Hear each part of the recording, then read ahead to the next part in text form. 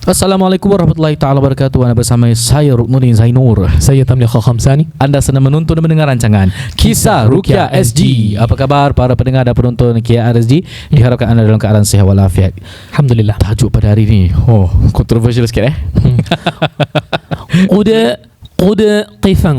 Kuda kepang. Kuda Kepang. Now, perlu difahamkan kami mempunyai neutral point of view, tetapi again, kalau sesebuah amalan itu mengundang rasukan-rasukan jin, maka bagi kami itu adalah bukan cara yang diajarkan agama Islam. Ya. Jadi Itu you jelas. nak praktis, you tak ada praktis, kita nasihatkan jangan, you dengan pandangan you dipersilakan.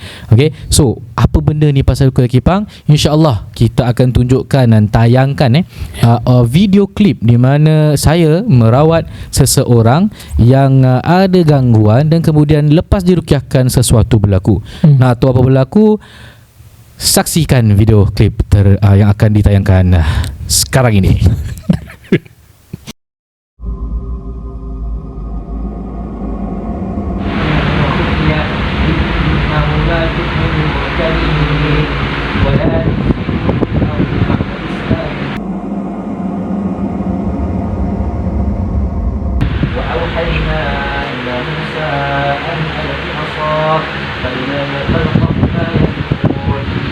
فوقع الحق وبطل ما كانوا يعملون فغلبوا هنالك وانقلبوا صاغرين وألقي السحرة ساجدين قالوا آمنا برب العالمين.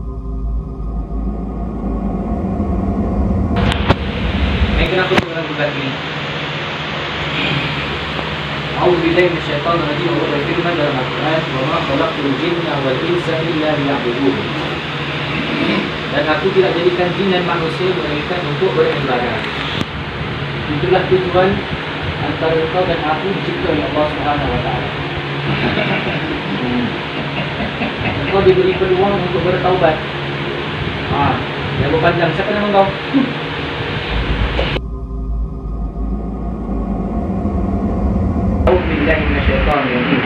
الله لا إله إلا هو الحي القيوم لا تأخذه سنة ولا نوم له ما في السماوات وما في الأرض من ذا الذي يشفع عنده إلا بإذنه يعلم ما بين أيديهم وما خلفهم ولا يحيطون بشيء من علمه إلا بما شاء وسع كرسيه السماوات والأرض ولا يؤوده حفظهما وهو العلي العظيم ولا يؤوده حفظهما وهو العلي العظيم. من ذا الذي يشفع عنده إلا بإذنه يعلم ما بين أيديهم وما خلفهم ولا يحيطون بشيء من علمه إلا بما شاء. وسع كرسيه السماوات والأرض ولا يئوده حفظهما وهو العلي العظيم. حفظهما وهو العلي العظيم ولا يئوده ولا يئوده حفظهما وهو العلي العظيم. Balik. Ya. Dari mana ni? Kau akan keluar dalam berjanji dengan aku, kau takkan ganggu dia lagi. Boleh? Boleh kau berjanji takkan ganggu dia. Kenapa? Aku berikan kau peluang ni. Peluang untuk kau bertaubat kembali kepada ajaran Allah SWT. Apa agama kau? Apa agama kau? Apa agama kau? Aku tawarkan kau kepada keamanan, kepada Islam. Kau mau?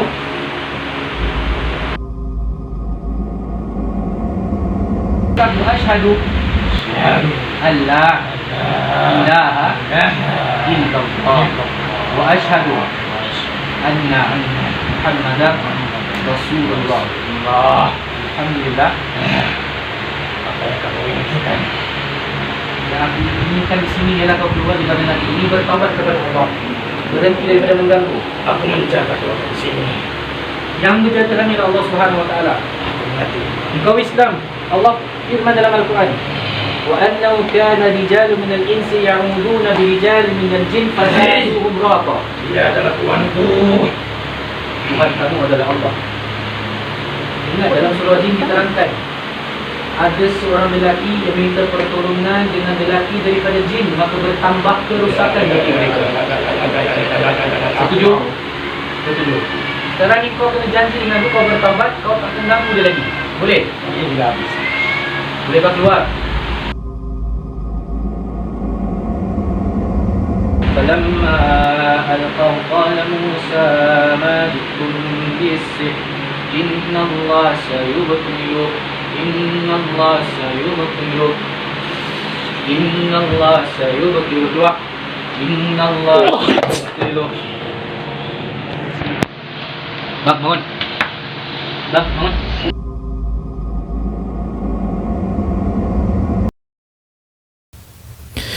Jadi dah tengok belum so okay, macam ni. Let's go to the case dulu kita nak fahamkan case macam mana. Saya diberitahu oleh isteri kepada klien yang kita tunjukkan tadi dan dah dapat kata orang tu keizinan untuk tunjukkan dan tayangkan, dan muka dia diblurkan so kita tak tahu ni siapa lah sebenarnya, untuk dijadikan pengajaran. So saya datang rumah tersebut dan tanyalah kepada isteri, okey, apa gangguan yang berlaku? Ustaz, kalau dalam rumah tu dengarlah macam-macam bunyi, bunyi goli jatuh lah, seperti ada hadirnya seseorang yang bukan ahli keluarga dalam rumah tersebut. Dan kemudian ditanyakan kepada klien tersebut, ke suami kepada ni tanya, what happened? Entahlah Ustaz, saya nampak ada pocong main cak-cak dengan saya. Aku dengar belum betul naik pocong. Saya nampak selalunya dia dekat hall. Bukan kat hall, dekat luar pintu. Dia kat hall, nanti dia akan macam di anak mata tu nampak macam ya Allah. Mukanya macam mana? Tak tahu ada. Muka tak tahulah. Tapi sepertinya jenazah yang dikapankan. Ya. So saya dah dengar cerita macam itu, macam seram lah ni, macam mana ni Okay, so what happen next? Bacalah ayat Ruqyah. Mind you, I don't know any sejarah mengenai mereka after benda ni dah berlaku. Then kita interrogate. Betul. So after benda ni dah berlaku, dan kita interrogate, dan baru diberitahulah actually what happened. So baca ayat Ruqyah, baca, dan common even Ustaz Tam melalui benda yang sama. Bila kita baca ayat Ruqyah pertengahan tu, kita baca a'udzu minasyaitonir rajim, wa auhayna ila Musa an alqi asak fa idza hiya talqafu ma yafikun sampai habis. Ayat itu kita panggil pembatal sihir number 1. Kenapa? Ayat itu menerangkan yang bahawasanya Allah perintahkan Nabi Musa untuk campakkan tongkatnya. Campakkan tongkat kepada ahli penyihir. Kan? Kemudian ada ayat itu menerangkan yang ahli penyihir itu bersujud akhirnya. Kan? Menunjukkan kekalahan ahli sihir tersebut. Bila kita baca ayat tersebut, peliknya bila di pertengahan situ selalunya rasukan kat situ. Tak tahu kenapa. Mungkin dia common traits Banyak, jujur ni banyak kita punya pasien, kita punya klien, seorang kita rawat sangkut pada ayat pembantah sihir ni yang dibacakan tadi. Lagi satu ialah falamma qala Musa ma ji'tum bihi sihr innallaha sayubtilu. Ayat Allah akan membatalkan. Betul. Pada ayat surah Yunus ayat 81 82 ni pun popular. Ayat-ayat ni orang akan sangkut. Okey, sambung. So lepas baca tu kan, falamma qala Musa ma ji'tum bihi sihr innallaha sayubtilu, jadi tu mulalah ada dalam hati aku, alamak, ini macam khud khifang ni. Dia dah mula macam gitulah. Macam gitu Dan baby shark ke?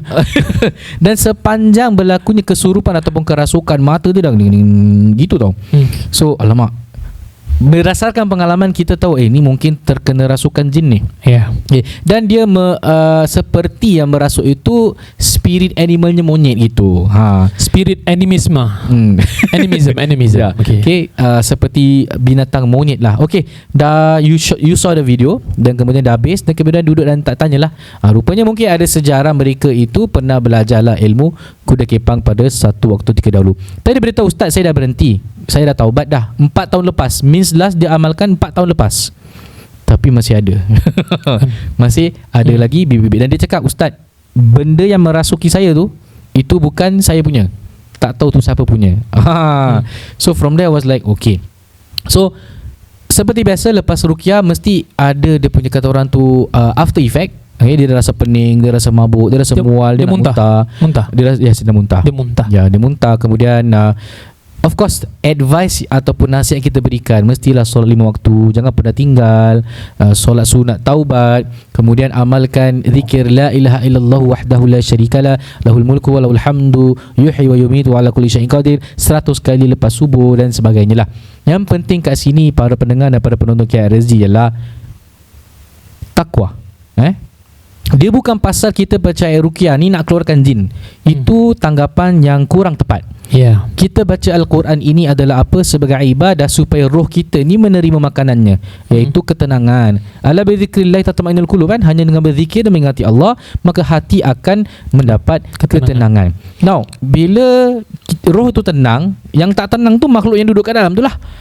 Jadi ada perbezaan kalau ianya jin pengganggu atau jin sihir. Kena faham sihir ni bukan kata orang tu sekatat lah. Aku nak cakap setakat sekatan. Dia bukan setakat orang hantar tau. Any ilmu yang ada penggunaan jin, bukan pasal hantar tak hantar, itu namanya sihir. Dan sihir ada dua, sihir putih ataupun sihir hitam. So you menyeru benda-benda untuk menjaga you, maka ini namanya sebagai daripada sihir putih. Boleh juga sihir hitam, kerana yang menjaga tu kononnya kalau kau kacau dia, jadi harimau, dia kacau kau balik. Lebih kurang macam itu. So silakan. Dan kalau contoh penonton, para pendengar KRSG, Kisah Roh KRSG yang dah pernah ambil ilmu ini, yang dah tinggalkan, alhamdulillah, dan ramai di antara klien kita, ramai ni, bukan satu dua ni jujur saya cakap, daripada di kumpulan-kumpulan berbeza, mereka dah tinggalkan, alhamdulillah, ada kesan-kesan yang baik. Ada yang ambil yang sampai menurun punya, ada yang ambil sebagai seni. Dan saya mengenali beberapa ketua-ketua lah, ketua-ketuanya di negara ini, mereka orang-orang yang baik, alhamdulillah. Diorang bukan yang pelik-pelik lah. Dan mereka punya yang tidak ada kesurupan, tidak ada rasukannya. Diorang dah tak buat tu benda lagi. Mereka punya tentang kesenian, dia terangkan bagaimana susur galur, datangnya daripada mana, datangnya dari mana sejarah ni. Dan dulu bila dia ceritakan, zaman tu pernah keluar, zaman di sekolah, budak-budak menengah, dia kat sekolah, dia ada ilmu ni, dia start, bila guru tengah ajar, dia terus start kesurupan, kena rasuah. Dan di antara tujuan mereka ni, di antara yang salah guna lah, dia gunakan rasukan ni untuk jadi kuat dalam perlawanan. Kira kalau orang clash, gang fight, contoh-contoh lah, dia akan kuat. Jadi benda ni tidak, cara ni sangat bercanggah. Dan klien saya ni, dia tinggalkan benda ni dah lama, tetapi masih ada after effects. Ini yang kita cakap susah, dan risau anak keturunannya pun boleh berlaku yang sama. Benda ni, terima tak nak terima, terpulang. Kita tak menghina mana-mana. Cuma kalau you ikut ajaran ruqyah syar'iyah, apa yang diajarkan oleh Allah SWT, masukkan jin dalam badan, tidak pernah ada dalil yang mengatakan boleh. Tak ada. Kalau Al-Quran dan Sunnah, para ulama kata tak ada, guru-guru kita tak ada.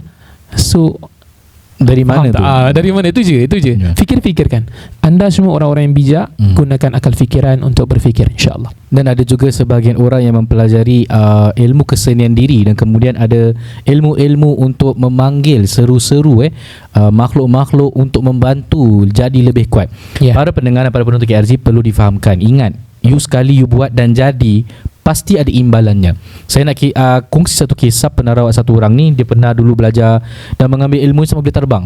Saya tanya, cik terbang tinggi sampai mana? Tinggi saya tu sampai ke pokok kelapa. Ini betul lah dia cakap? Ini betul. Okay. Tapi sekarang ni lihat dalam keadaan kesian, separuh daripada badan dia ni dah lumpuh. Mungkin disebabkan faktor kesihatan, tapi perlu saya terangkan di sini, mereka tak akan, makhluk-makhluk ini, bila dia memberikan anda apa yang anda inginkan, dia tak kosong-kosong, pasti akan ada imbalan dia. Ada pergi, ada balik. Dia tak ada free, dia tak ada free of charge. Kat Singapura ada benda free, semua suka kan. Tapi ini bukan satu percuma. Kalau you ambil ilmu ini, pasti mereka akan minta sesuatu. Dan kalau kita banyak baca, tengok cerita movie, banyak baca majalah-majalah lama, mesti dia ingat mak ambil darah. Dia tak semesti darah. Dia boleh ambil kehidupan you secara keseluruhan. Contoh dia nak anak you, boleh bagi. Fikirkanlah, itu fikirkan baik-baik. So kita pun tak nak komen banyak lah. Cuma perlu difahamkan di sini dalam ruqyah syar'iyah, atau kita cakap pasal agama Islam, pengamalan antara manusia dengan jin adalah benda yang dilarang sangat-sangat. Surah Jin ada terangkan, wa annahu kana rijalun minal insi ya'udzuuna bi rijalin minal jin fazaduhum raqa. Daripada surah Jin itu menerangkan tidak boleh ada amalnya atau berhubungan antara manusia dengan jin. Ayat tu menerangkan, wa annahu kana rijalun minal ins, bahwasanya ada seorang lelaki dari bangsa manusia, ya'udzuuna bi rijalin minal jin, meminta pertolongan daripada lelaki dari bangsa jin, fazaduhum raqa, maka bertambahlah sesat bagi mereka.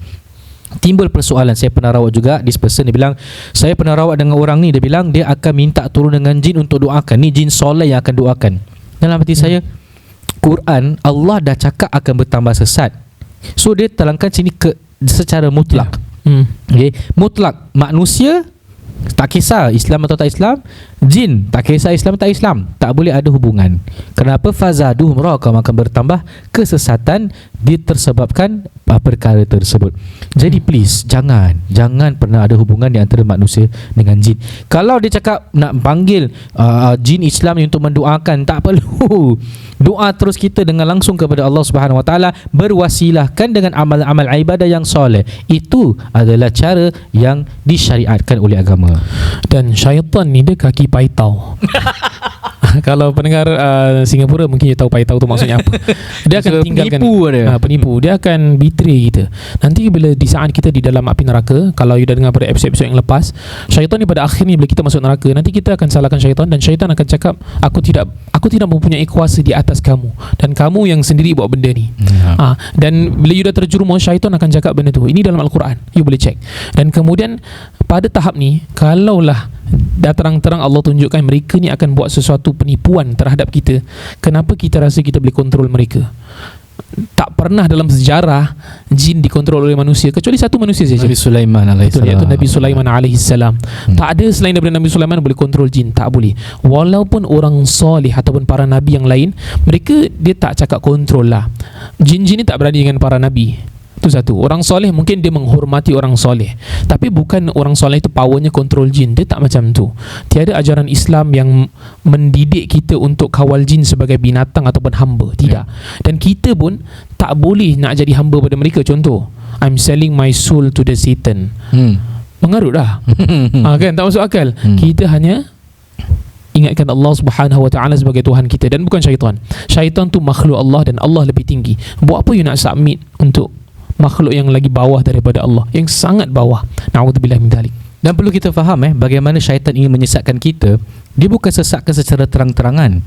Kita orang yang ada agama yang percaya kepada Tuhan, sebagai contoh, kita orang Islam, kita tahu Allah, kita tak akan berlaku syirik.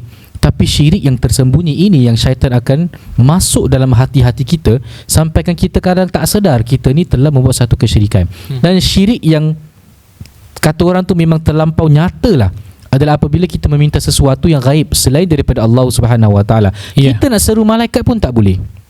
Kan? So tak ada nama rawatan nak seru malaikat datang. Nampak tak ni siapa kat sini sebelah aku ni, malaikat apa? Malaikat Jibril. Tak ada. Ruqyah yang syar'i, tak ada tu semua. Menggunakan Al-Quran dan jangan kemarutkan sangat kita dengan perkara-perkara yang gaib. You see macam mana syaitan itu nak menyesatkan kita. Dia datang konon dalam jelmaan, aku adalah manusia yang soleh dari keturunan terdahulu, aku ini adalah begini begitu.